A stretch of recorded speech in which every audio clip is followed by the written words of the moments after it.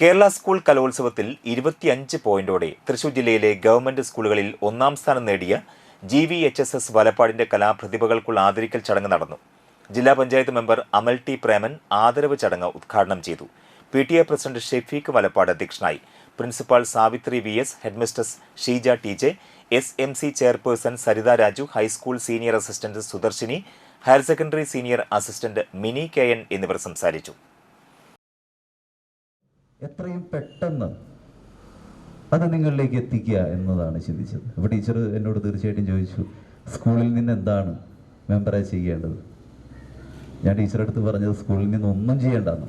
നമുക്കറിയാം ഒരു government school കുട്ടികളെ ഇത്തരം രീതിയിൽ പങ്കെടുപ്പിക്കുന്നതിന് എടുക്കുന്ന എഫേർട്ട് എത്രയാണ്, സാമ്പത്തികമായിട്ടുള്ള ബുദ്ധിമുട്ടുകൾ.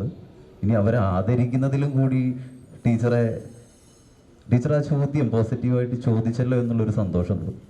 പക്ഷേ നിങ്ങൾക്ക് വേണ്ട ഈ ഒരു ആദരവ് ഈ വലപ്പാടിൻ്റെ ഒരു ആവശ്യമായിട്ടാണ് കാണുന്നത്.